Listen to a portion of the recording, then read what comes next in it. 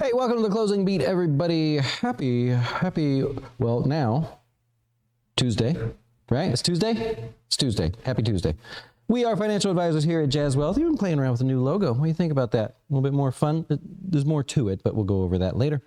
Happy Tuesday to you. The stock market also enjoying a happy Tuesday, right? A little bit of a bounce. So we're going to make the focus of this about that. Where'd we come from? Where are we going, right? Because I see people now, I get in the emails here at Jazz.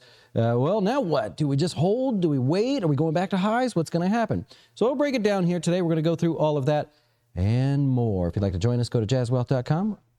And thank you for doing that. All right. Let us just bounce over here real quick. So at the S&P, all right, we found ourselves a low, coincidentally, right around 5%. So the difference between here and here is about a 5% pullback. That's fine. I don't think anybody really cares. So the question now becomes, well, that happened. Is this, like we talked about last week, a dead cat bounce? In other words, a bounce that really doesn't get any legs and then all of a sudden rolls back over. Can you still say dead cat bounce? And so it's hard to think that's going to happen right now, right? A lot of momentum, a lot of excitement.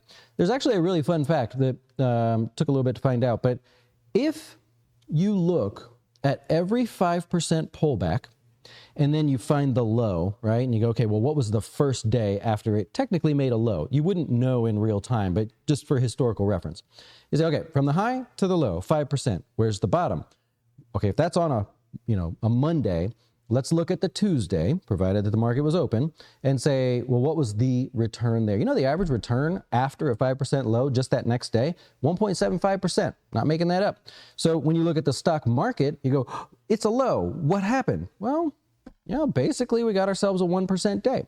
So we're within reason to believe that such a quick decline like this would generate a bounce. Remember, we came from being overbought. This is something, if you're brand new to the channel, may seem a little odd, but I've shared this numerous times. Most stocks in the S&P were overbought, or 65.6% of them were.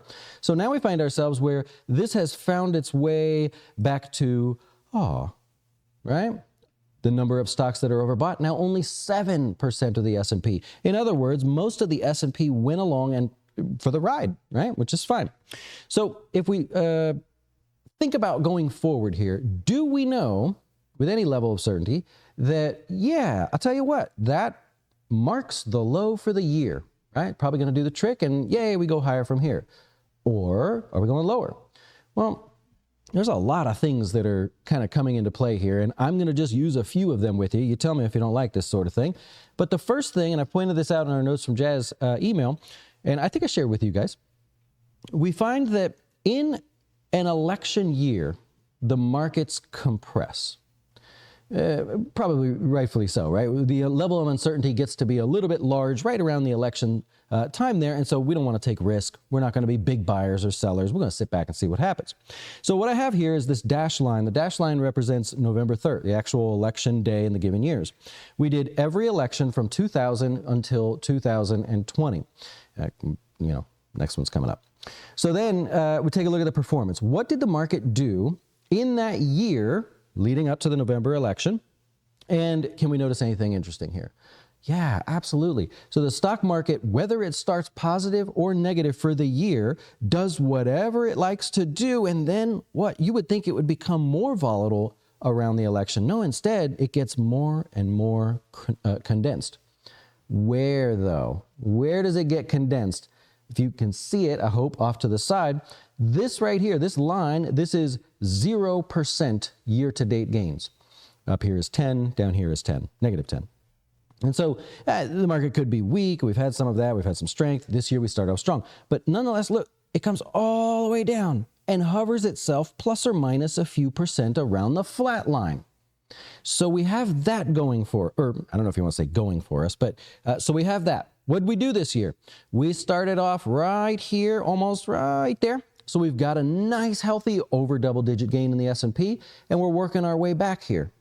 This bounce would go, if it continues to highs, would go against everything for the last 20 years, and 6 election years, right? Yeah. So can it happen? Sure, absolutely. That's totally fine. One other thing I want to point out. The talking about election years, right? We know that in April, which I pointed out the very day that it started, April's when that election day-to-day volatility tends to pick up, if you want to go back and watch that. The average presidential performance based on their election cycle, not a random set of years, is in year number 1, it's okay. Year number 2 tends to be their worst historically. Year number 3, their best. And year number 4, a slight gain to the upside. All right. Not all of them. I'm just saying this is the average. Well, President Biden's had a really unique performance. Love him or hate him, we're not talking about him. We're talking about him being in office and what the stock market does. For whatever reason, the stock market seems to overshoot and undershoot the average. That's actually not too normal besides those couple years where we had, the financial crisis. We had the dot-com bust, right? You think of those and you're like, hey, that was election year, right? So kind of cool. Or fell into an election year. So if we look at this, what's happened now? We started off the year overshooting again. Well, this happened in the first part of his, election cycle there. He just overshot. Yeah, we had 5 and 10% pullbacks in there, actually a lot more through the second year. All right, we've overshot, and if I were to update this right now, we would actually start being right in here. We're working our way back. Coincidentally, working our way back towards the flat line, right? So a little bit of that going on there. Also, we had just shared this with you last week that the investor sentiment was not at a record high, but was above average.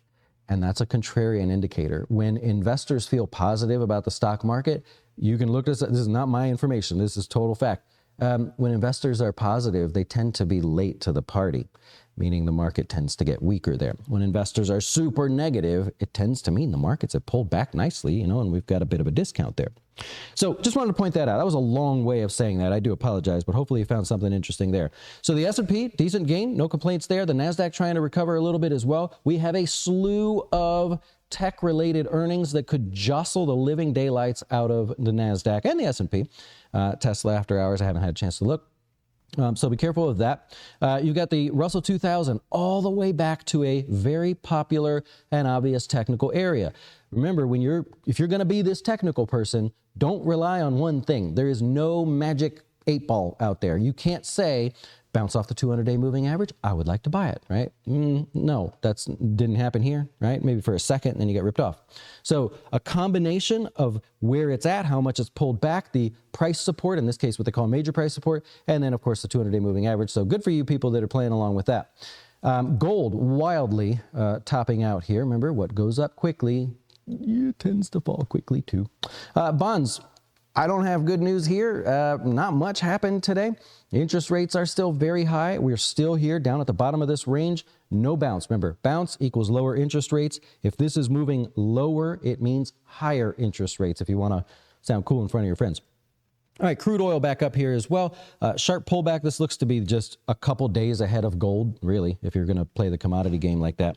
And so that's what you have. We also have a winner for Guess the Dow. Do we not? Yeah, your winner from last week was Bubba C. Bubba C is not a client. He's won before, though, right? He has won before. Yeah, he's actually been all over that leaderboard. We've seen Bubba around the top of that leaderboard. So yeah, he won. Congrats to him. We're gonna get him a $100 gift card. Bubba, man, it's at least a two-time winner, because I remember seeing that name. Yeah, that's a cool name. It's having a good run. I like that. Hey, if you want to play, the website's there on the bottom, jazzwealth.com/guess the Dow. No strings attached. You are welcome to play. We don't do anything about it, like, spam you or send you things in the mail or anything. Hey, take a shot. You want to play, you play. Otherwise, fine, don't play. I don't care. It's okay. Stocks in the news here today, a little bit odd. There's not much in the... I mean, there's news. Let's just do it. Apple... You got some news out of Bloomberg, which take it for whatever you want. They've been very wrong. Like you can track how accurate news stories are when they say it's been reported or our sources say. Bloomberg ranks at the bottom of getting the accuracy right. So just a heads up there. They say that the iPhone sales out of China are down 20%. You can see it had very little impact there. But keep in mind, we've got the earnings coming up here as well, so that's going to do it. Boeing, the 787, expecting lower production there. That's not new news, by the way. That's sort of known. It's just that Yahoo wrote an article on that one to come back to it, try to bring it back alive. Tapestry, if you follow along with what's going on there, the trouble there is they're, I don't know why. What are they going to be? Some luxury brand like Monopoly or something? But Capri, they're trying to do their deal with Capri. The FTC says, hold on a minute. You may have noticed Spotify hitting all-time highs here today. They beat on earnings. It was really good. This is a really easy business to analyze if you want. When you look at something like Spotify, they have money that comes in from me and you paying for our things to do there. They have ads. You might notice some ad space there. It's not like, okay, so they have ads. And then, of course, they have payments, royalties, licensing fees, but they don't pay very much. Yeah, it's not much. If you make music out there and it's on Spotify, man, I'm sorry. You know, that's a tough one there. Hey, let's take a look. I mentioned this a second ago. Boeing, with their news, their earnings will come out in the morning. So actually, let's just go through. So we got Tesla after hours. That's going to be a bit of a wild ride, I believe. Boeing, General Dynamics, Humana. I think I said General Dynamics. No, that's not it.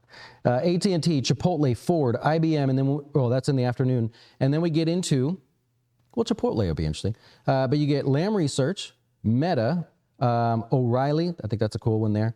And we start going down the land of tech reports. So expect more volatility. If it's a bit of a wild ride, that's fine. You will not get the wild ride thanks to the Fed. Remember, they have their next meeting coming up. So the Fed is done talking. Notice where'd they go? What's happening, right? So it's called their blackout period.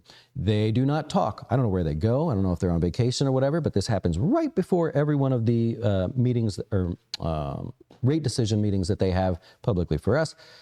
So you won't hear from them. So it'll all be earnings driven, at least up until the rate decision. And yeah, I think that's about it. Nailed it. All right, I'm going to wrap it up there. Appreciate you guys hanging out with me here. And let me know what you think. Did you learn something? A little bit? Maybe? Okay. Enjoy.